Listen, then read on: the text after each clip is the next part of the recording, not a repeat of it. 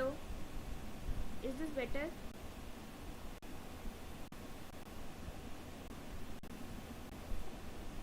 Hello.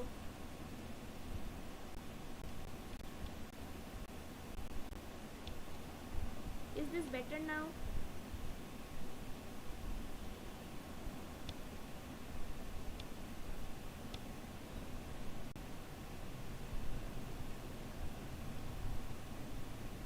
Yeah, thank you. May I start the session now?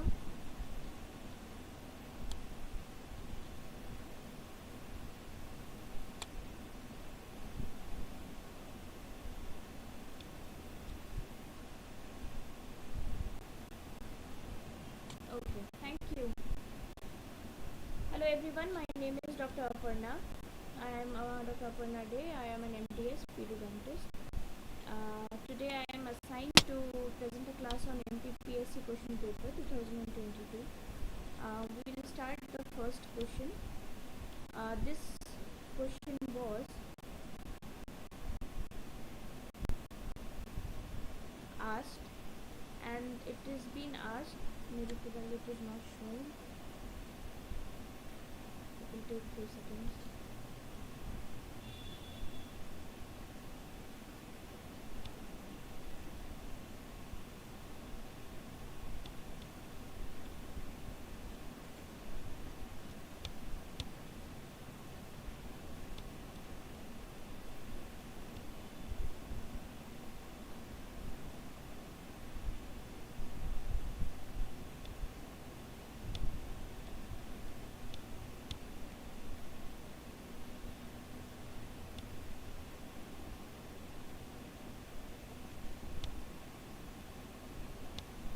Okay. So the first question which is appearing in the screen is that the Diagnodent device. The question being asked was the Diagnodent device. It is used for the detection of dental caries, and this device works on which principle? So the correct answer for this question is laser induced fluorescence. We were given for four options: light induced fluorescence, laser induced fluorescence, alternating current impedance, and transillumination. But the correct answer is laser induced fluorescence, because the Diagnodent device uses a laser induced fluorescence to detect dental caries. This device, as we can see here, emits a laser light which is absorbed by the tooth structure, and healthy teeth and carious teeth, both of them fluoresce differently, which allows the device to distinguish between the carious part.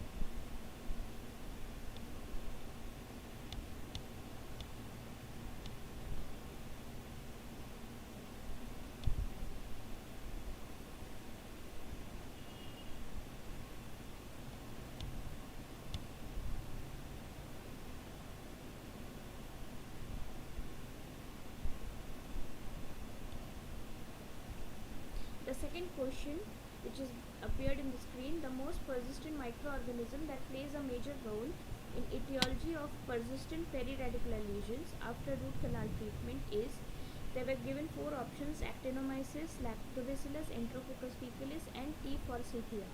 The correct answer to this question is Enterococcus faecalis, as it is a facultative anaerobic gram-positive bacteria. The staining is also, I have put the photographs. It is a gram-positive facultative anaerobic bacteria which is mostly associated with persistent periradicular lesions after root canal treatment. It is commonly found in a very high percentage in root canal failures, and it is also able to survive in the root canal as a single organism or as a major component of the flora. So most of the RCT failures can be attributed due to Enterococcus faecalis.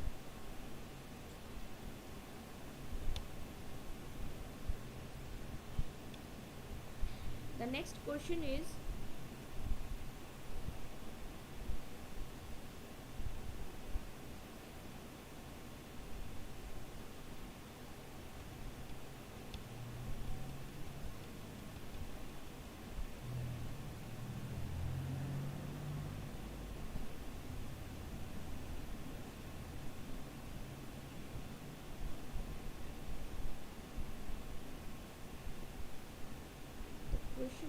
popping up in the screen. We'll wait for a few seconds to pop it up.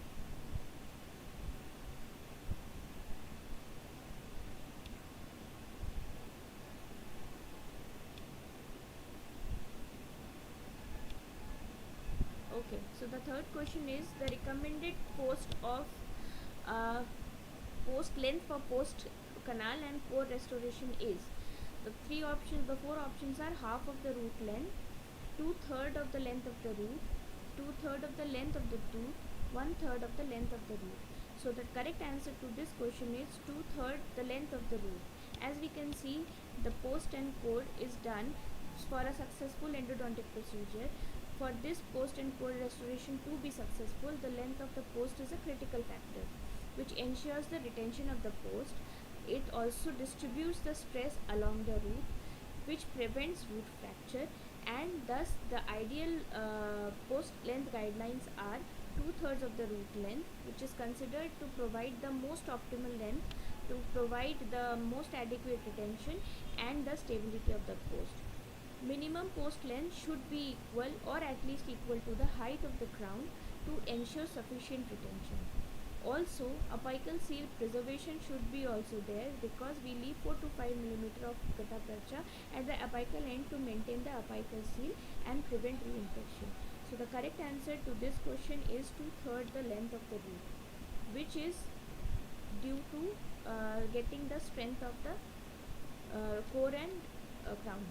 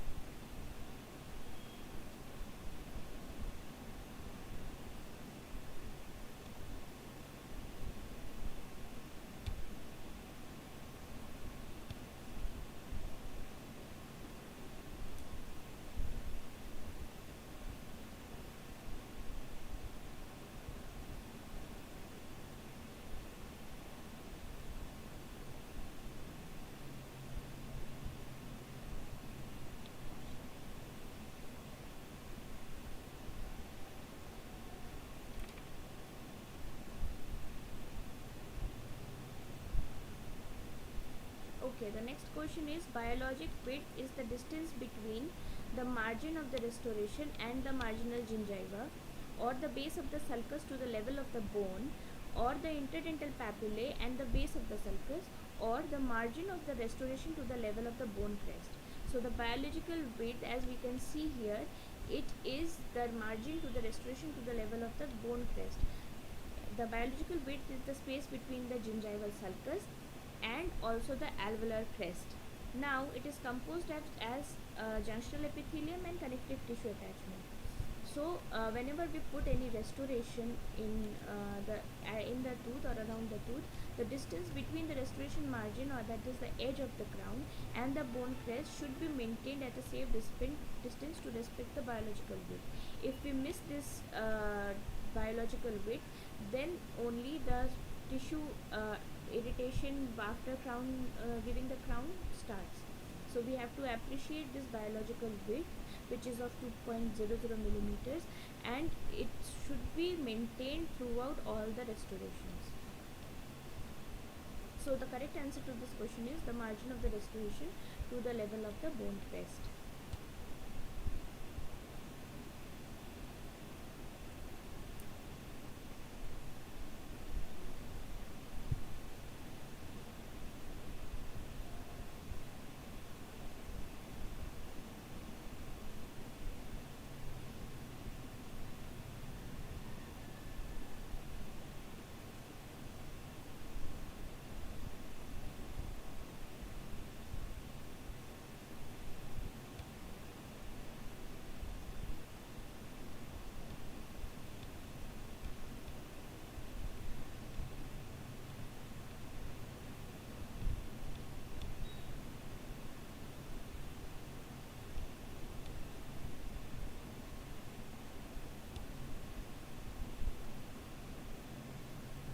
next question is the accurate, reliable and reproducible method of determining pulp vitality is electric pulp testing, radiograph, laser Doppler flowmetry or heat test.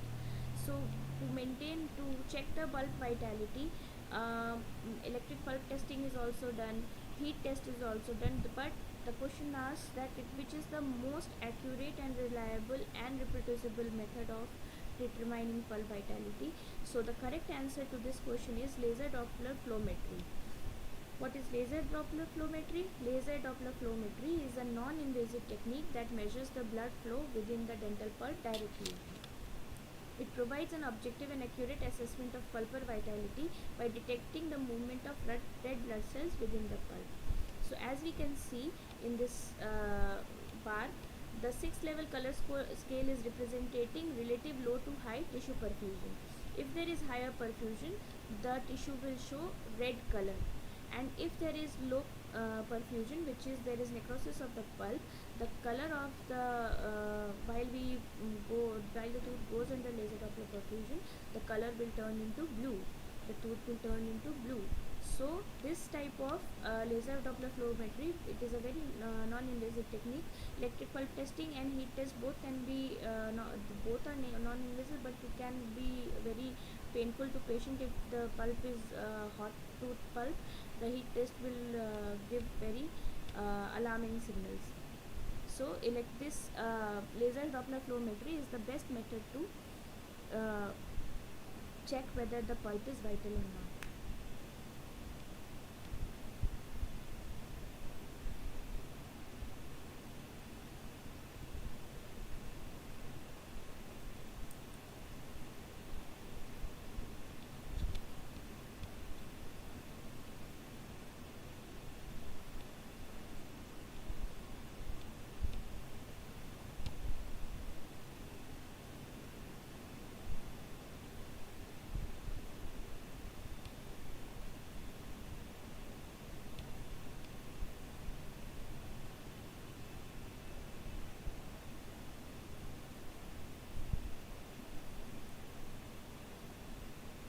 The 6th question is, who said that the mandible group is a group of the root length of microskeletal units? So the skeletal unit functional matrix theory was given by Melvin Moss. The 4 options which was given here was Van Limburg, Melvin Moss, Petrovic and Enlow. All of them have given their own theories about the development, but Melvin Moss developed the functional matrix theory, which states that skeletal structures like the mandible adapt to the functional need of the surrounding soft tissues. This theory describes that the growth of bones as secondary development to the soft tissues that surround them. So he proposed that first the soft tissues will develop, and according to their needs, the functional needs, there will be hardening of the tissues, and then hard tissues will be formed around the soft tissues. This theory emphasizes the role of muscles, nerves and other tissues in dictating bone growth and shape. So the soft tissues around the bone, that is the muscles, nerves and other tissues, they will dictate the growth of bone and it will shape it. The concept of microskeletal units and their relationship to root length is also associated with Moss's zombie work. So Melvin Moss has given the functional matrix theory, and we appreciate the microskeletal units theory for that.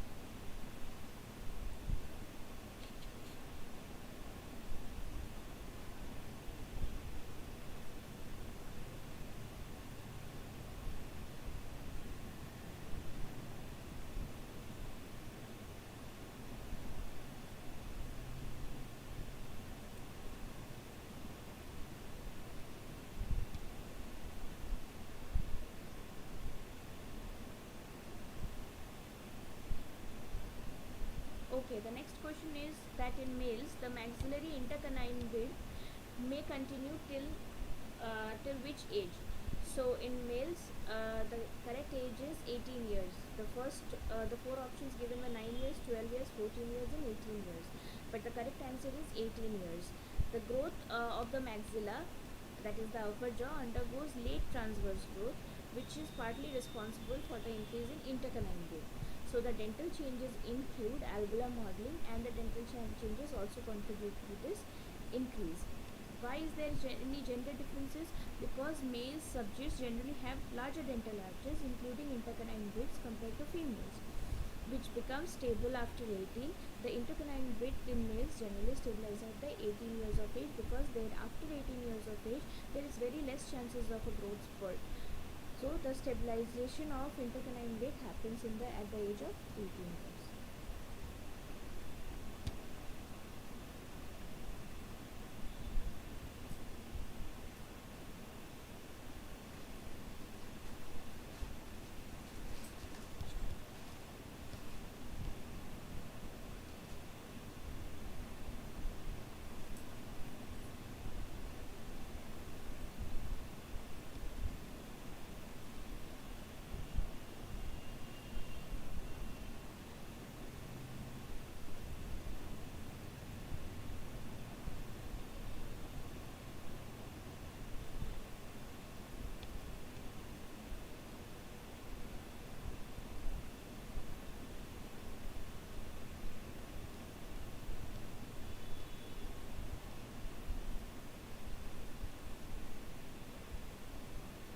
Okay, the next question is that the Frankel appliance is a tooth-borne passive appliance, or a tissue-borne passive appliance, or a tooth-borne and active appliance, or a tissue-borne and active appliance.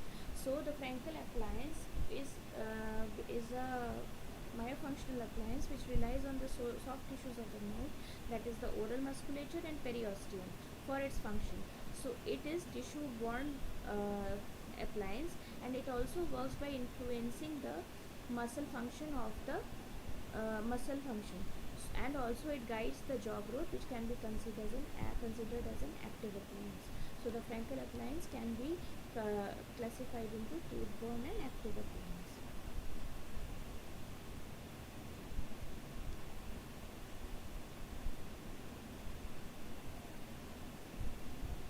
Okay, so the next question is, according to Simon's classification,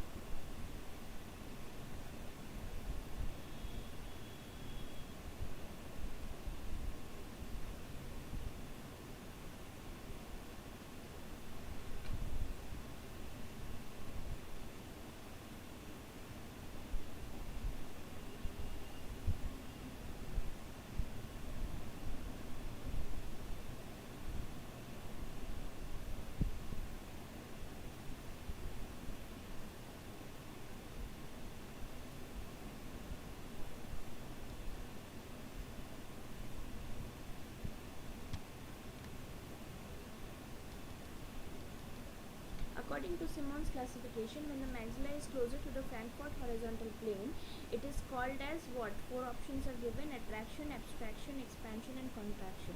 So first we'll have to understand what is the Frankfurt horizontal plane.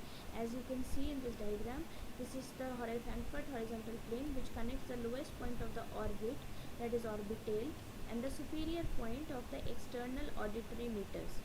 So the Frankfurt horizontal plane describes the vertical position when the attraction is said that when the dental arch or part of it is closer than the normal to the Frankfurt plane. So this question's answer is attraction. While I will also explain about abstraction, protraction, and retraction. So the abstraction is when the dental arch or part of it is away from the Frankfurt horizontal plane. Orbital plane used to describe malocclusion in a sagittal or anteroposterior direction. Also, protraction is when the dental arch or part of it is farther away from the orbital plane. Also, retraction is when the arch or part of it is closer and more posteriorly placed in relation to orbital plane. The third is mid-sagittal plane, which describes the transverse direction. Distraction and contraction are also there when a part of whole of the arch is away from the mid-sagittal plane. Contraction is when the arch or outfit is part to the closer to the mid-sagittal plane. So whenever the maxilla is closer to the Frankfurt horizontal plane, it is called as attraction.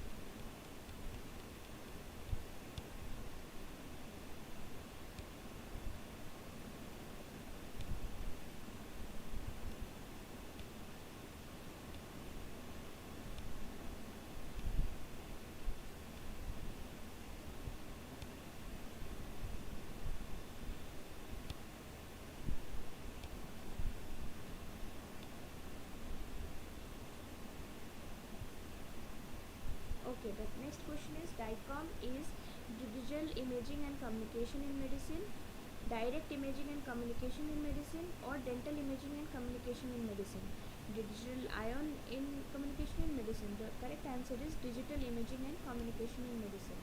DICOM is an international standard for how medical image information is managed, transmitted and stored in healthcare systems.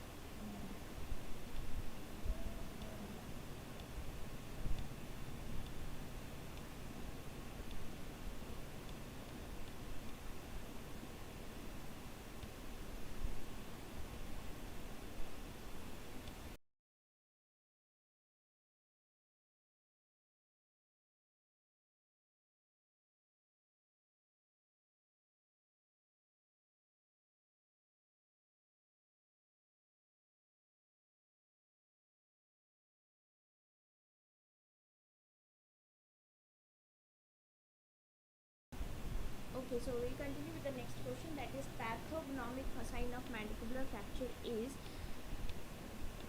buccal ecchymosis, lingual hematoma, paresthesia of the lower lip, or extraoral hematoma. A lingual hematoma is a collection of blood under the tongue, which is considered as a pathognomic sign for a mandibular fracture. All of these, whether buccal ecchymosis, paresthesia of the lower lip, extraoral hematoma, all can be signs of mandibular fracture, but the pathognomic feature is lingual hematoma.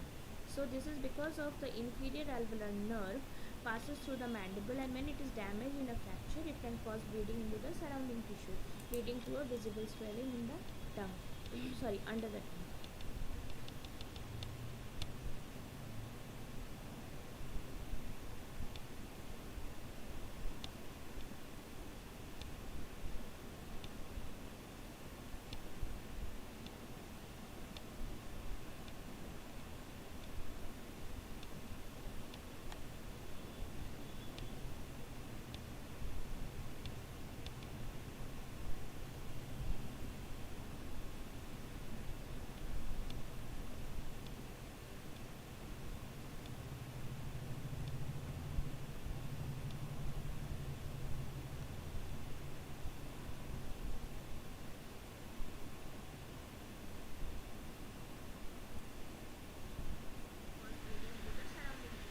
Leading to a visible swelling.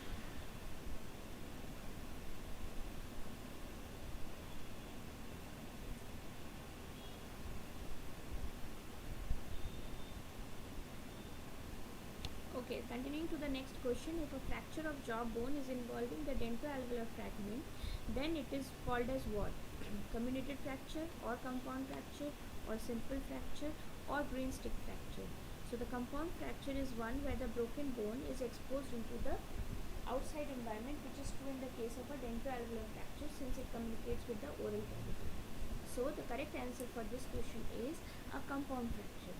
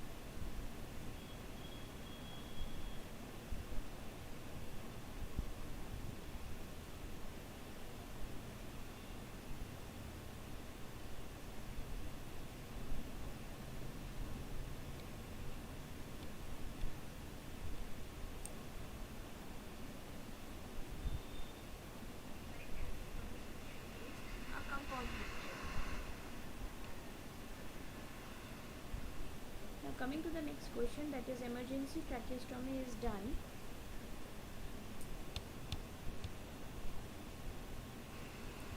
at the level of cricothyroid membrane or between 3 to 4 between 3 and 4 tracheal rings, between 4 and 5 tracheal rings, between 5 and 6 tracheal rings. So tracheostomies are typically done between 3rd and 4th tracheal rings, which is considered to be the safest area to access the trachea without causing any significant damage to surrounding vessels or structures. So tracheostomy is done between 3rd ring and 4th ring. The correct answer to this question is 3rd ring and 4th tracheal ring.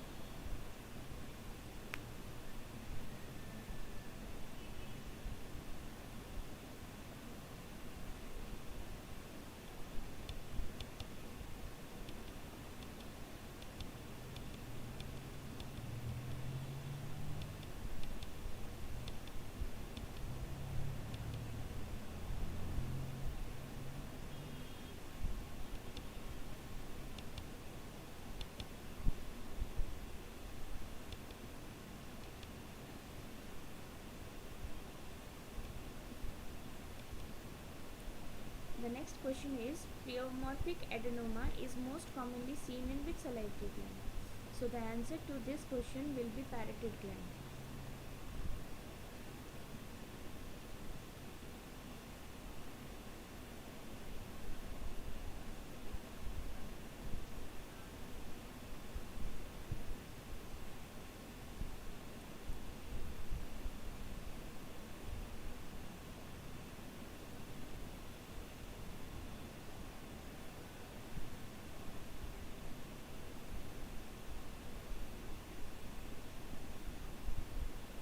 As we can see in the photograph, pleomorphic adenoma is the most common benign salivary gland tumor, which can occur in other salivary glands also, but the majority of the cases is found in parotid gland, which is why this question's answer will be corrected as parotid gland.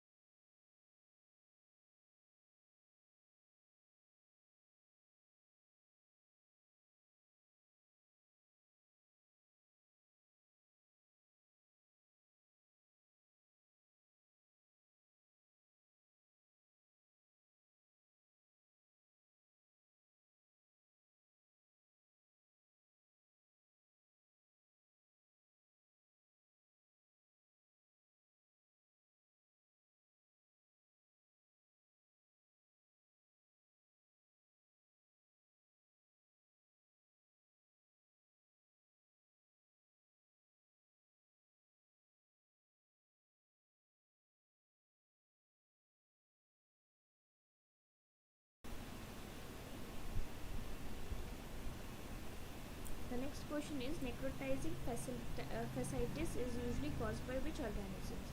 The first option given was only aerobic organisms, second is only anaerobic organisms, C is both A and B, D is none of the above. So necrotizing fasciitis is a mixed infection, which means it is a combination of both aerobic and anaerobic bacteria. So the correct answer to this question is both A and B, that is C answer. Necrotizing fasciitis is a subset of aggressive skin and soft tissue infections that cause muscle fascia and subcutaneous tissue necrosis. As we can see, the muscle fascia and subcutaneous tissue necrosis is there. The infection typically travels along the facial plane, which has a poor blood supply, usually the lower limb. The overlying tissues are initiated unaffected, potentially delaying diagnosis and surgical intervention. It is a very slow growing disease, which is why and due to lesser poor blood supply, there is a much chances that the particular lesion grows into initially unaffected and undiagnosed areas, which delays the diagnosis and the surgical intervention. So the gram-positive cocci, which are specifically strains of Staphylococcus aureus and Streptococci, are responsible for these single-site source infections. Polymicrobial infections also occur because of a combination of gram-negative and anaerobic environment.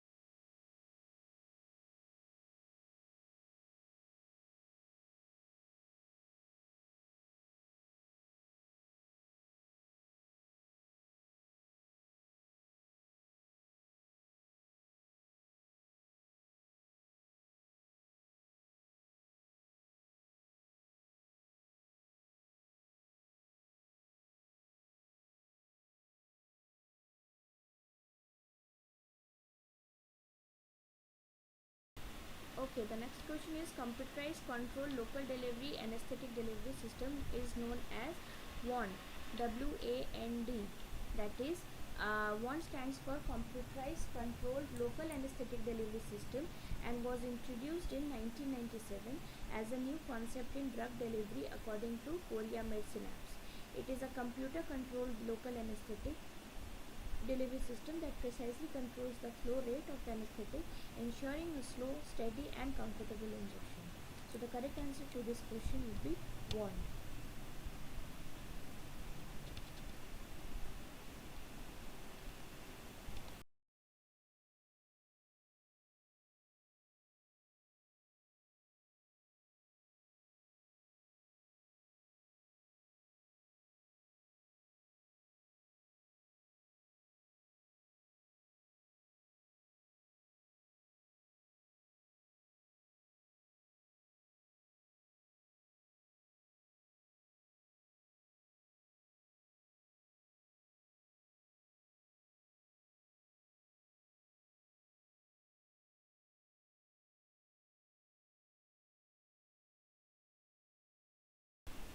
The next question is that the requisites of an efficient pit and fissure sealant are all but one. That is, low viscosity, resistance to wear or karyostatic action, or prolonged curing time.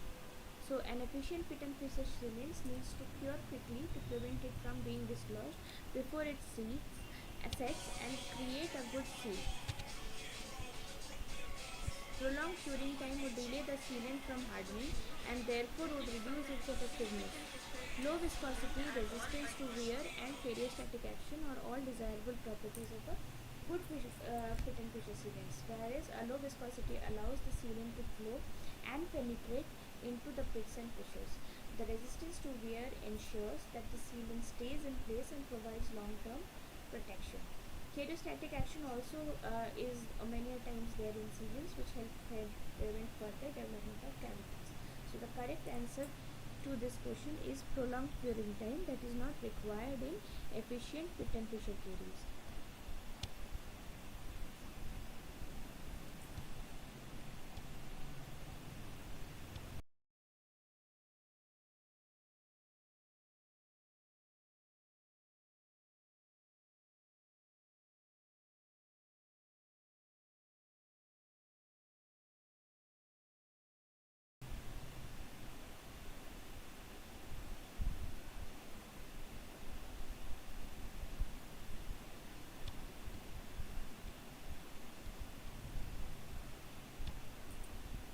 The next question is, hypnosis is a technique of behavioral guidance or behavior modification or behavior shaping, pharmacological behavior technique.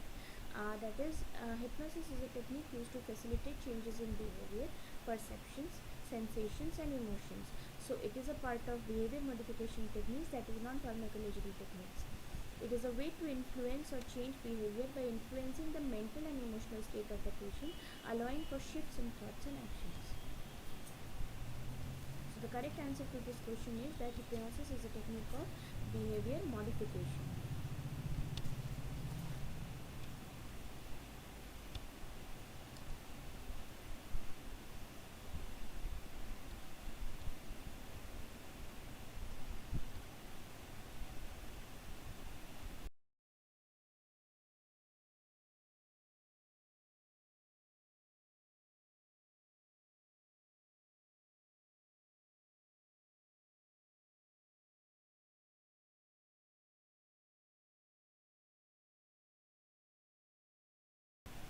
The next question is, power-driven oral irrigation devices are used for caries removal, for debris removal, or as a root canal irrigant, or for all of the above.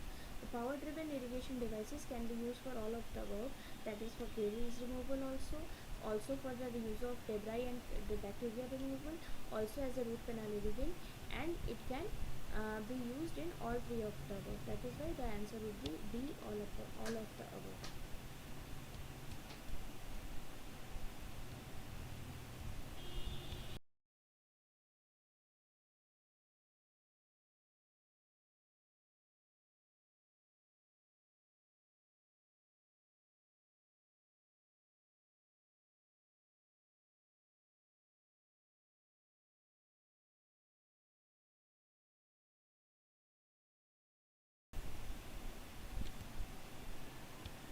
The next question is that a widely accepted sugar substitute which is used for the prevention of caries is xylitol. Xylitol is a naturally occurring sugar alcohol that can be used as a sugar substitute. Unlike sucrose, that is table sugar, xylitol cannot be readily metabolized by cariogenic bacteria, and it also inhibits the growth of these bacteria, which makes xylitol a beneficial agent in the prevention of dental caries. So the correct answer to this question is xylitol.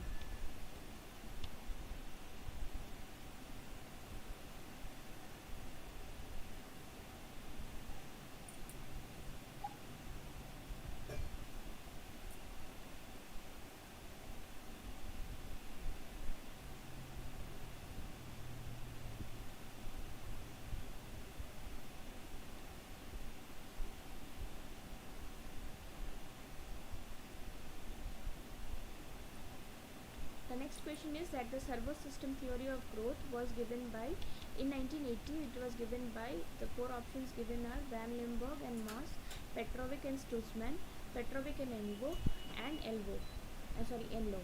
So the servo-system theory was given by Alexander Petrovic, Charlier and Gene Stutzman. Petrovic servo-system theory described craniofacial growth as the cybernetic system with feedback loops. Strutman was a collaborator with Petrovic in developing this theory. So this answer is Petrovic and Strutman.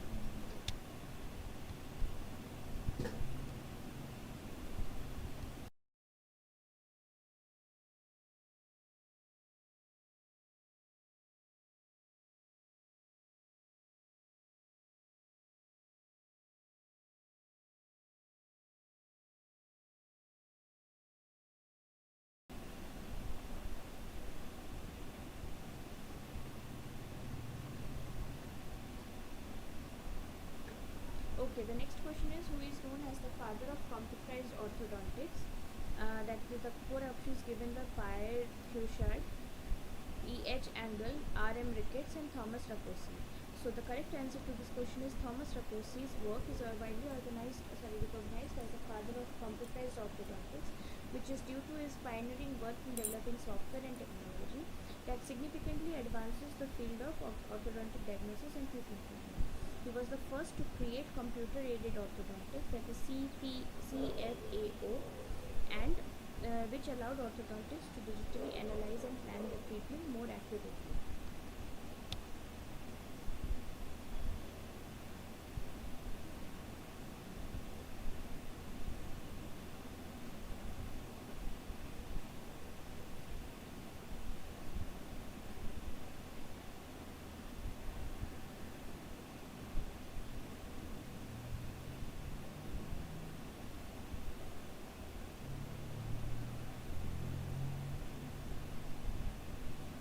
Next question is, absolute anchorage in orthodontics is derived by temporary anchorage devices, that is TAG, transpalatal arch, or lingual arch. So the correct answer to this question is temporary anchorage devices.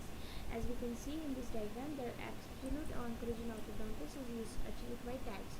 These devices are like mini implants or screws that are placed into the bone to provide a stable and fixed anchorage point. So the correct answer to this question is temporary anchorage devices.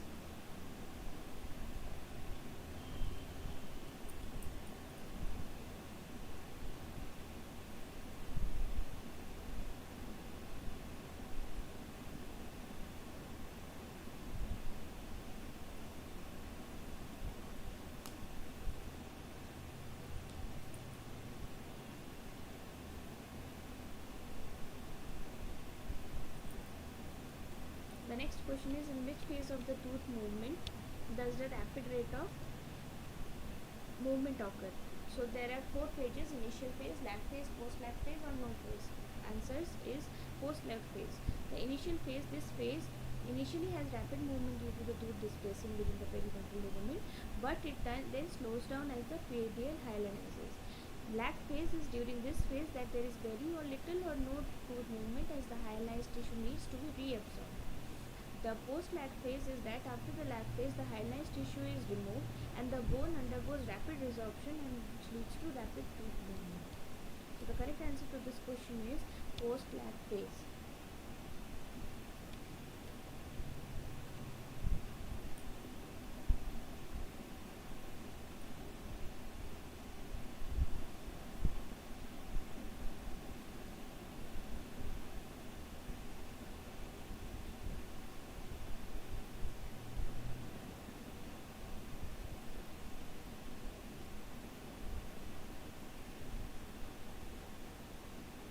The next question asked was, the ugly duckling stage of developing dentition was described by which scientist? T.M. Graeber, Broadbent, Moyers or Caries.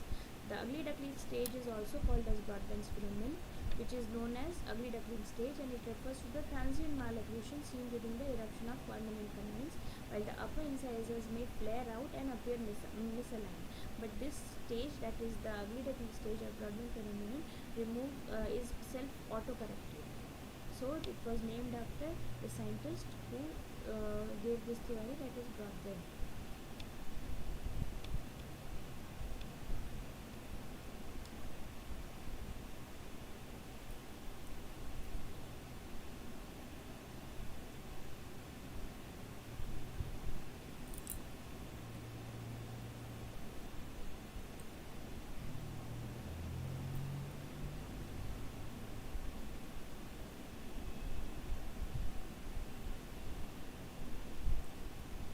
next question is, the school fluoride mouth rinse program is an example of primary preventive services provided by an individual or the community or the dental professional or the government. So the correct answer to this question is the community.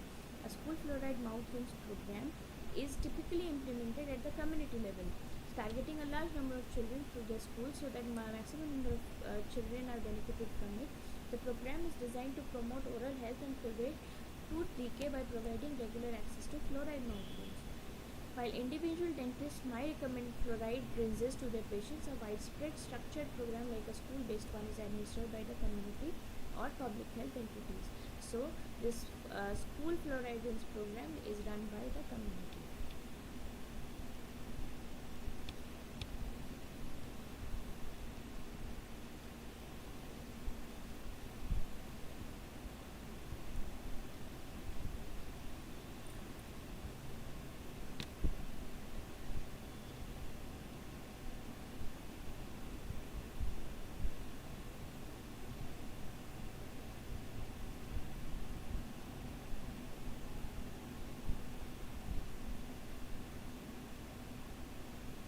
The next question asked was, which of the following component of an implant facilitates the suturing of soft tissue, thereby preventing the growth of the tissue over the edge of the implant. So the options were healing caps, healing screws, implant body or fixature or abutment. So these are healing caps, which are dome-shaped screws placed on top of the implant during the healing phase, allowing soft tissue to grow around them and prevent excessive overgrowth.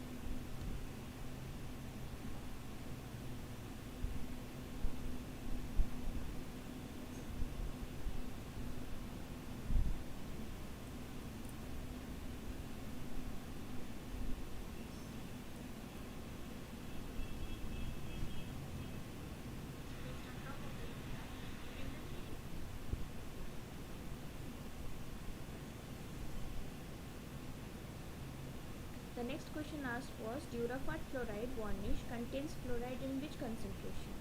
The correct answer to this question is 22,600 ppm is contained in Durafat fluoride varnish.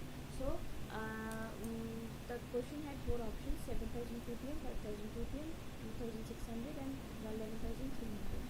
The correct option is 2,600. So sorry, 22,600 ppm.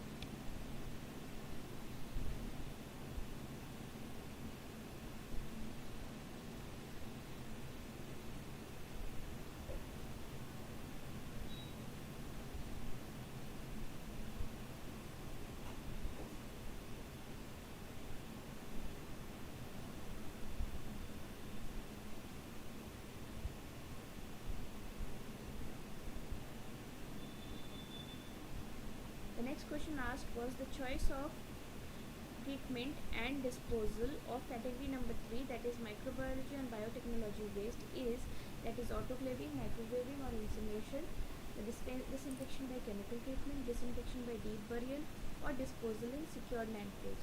So the category number 3 is microbiology and biotechnology waste. It is typically treated through methods like autoclaving, microwaving or incineration to properly sterilize and dispose of the potentially hazardous material. Here we can see I have put a slide for all the categories of waste. So we can also understand that category number 1 is human anatomical waste, which can be incinerated or deep buried. Category number 2 is animal waste, which can be incinerated and deep buried. Category number 3, which the question is being asked, microbiology and biotechnology waste, can be locally autoclaved, microwaved or incinerated.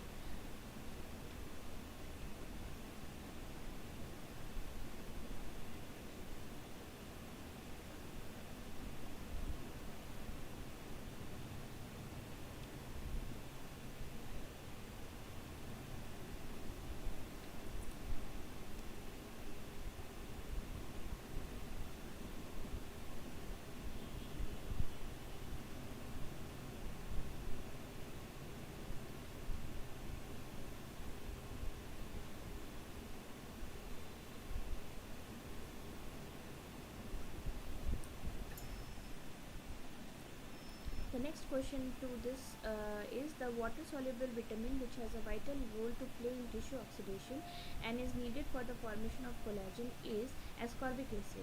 Ascorbic acid or vitamin C is essential for collagen synthesis and a process that involves the hydroxylation of proline and lysine residues in collagen. So the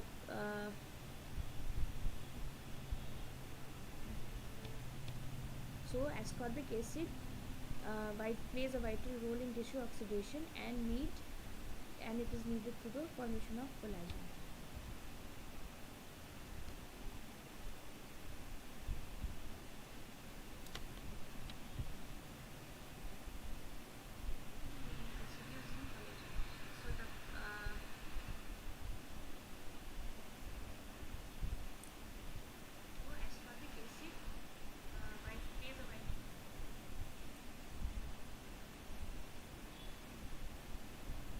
Is my voice not audible?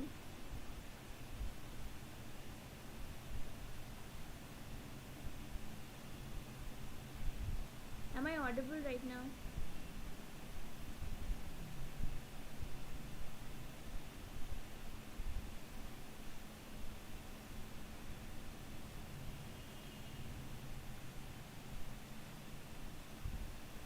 Okay, so we'll continue to the next question, that is the candida usually penetrates the epithelial cells and remains within the epithelium. This penetration is facilitated by which of the following enzymes? That is, the answers given were lysozyme, amylase, protease or lipase. So the protease enzymes are break down the proteins and are the key components of cell membranes, which allows candida to penetrate epithelial cells by degrading the cell junctions and structures that hold them together. So proteases can break down proteins and it is as required as candida to penetrate in the epithelial cells and remain there.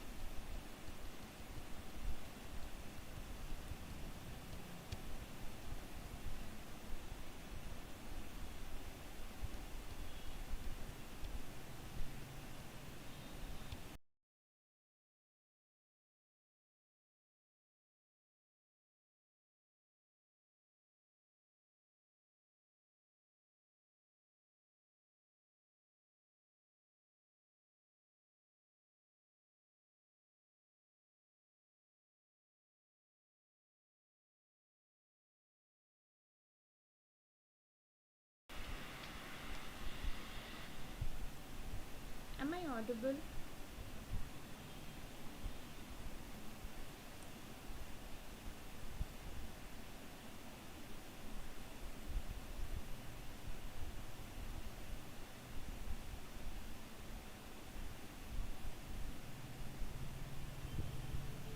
Okay, so we'll continue to the next question, that is, in which of the following condition radiograph shows a large pulp chamber and a very thin enamel and dentine. This is also marked reduction in radiodensity of the enamel and dentine. So there is a term called as ghost teeth, that is regional odontodysplasia. So the correct answer to this question is regional odontodysplasia, which is localized non-hereditary development anomaly of teeth with extensive adverse effects on the formation of enamel dentinal pulp, which is why there is a large the radiograph also shows a very large pulp chamber and very thin enamel and dentine. So this developmental anomaly is also called as ghost-like appearance.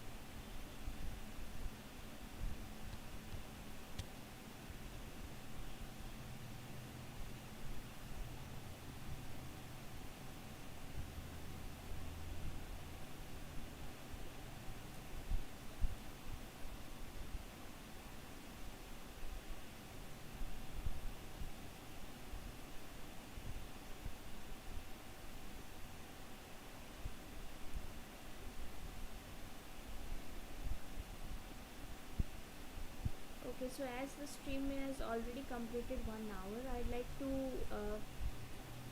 ask the audience, whoever is watching, do you have any doubt? I have to close this session post 1 hour, so if there are any doubt, please put it in the chat box. I'll be more than happy to reply to you and clear your doubts. I think in the last 2 to 3 slides there were some voice issues. I don't really think that, but I checked it. I think the voice issues was good. It is okay. If there is any question, please put it in the chat box. We will stop with ghost teeth.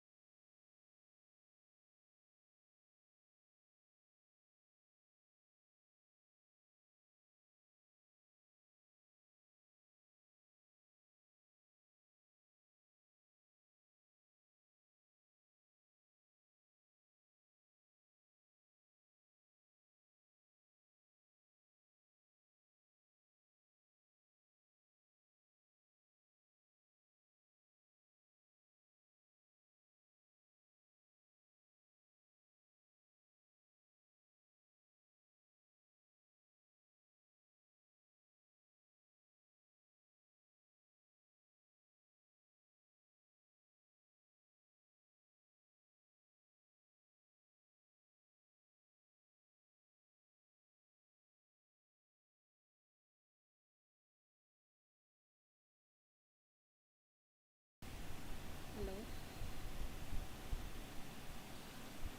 Are we having any doubts? If so, please kindly send in the chat box.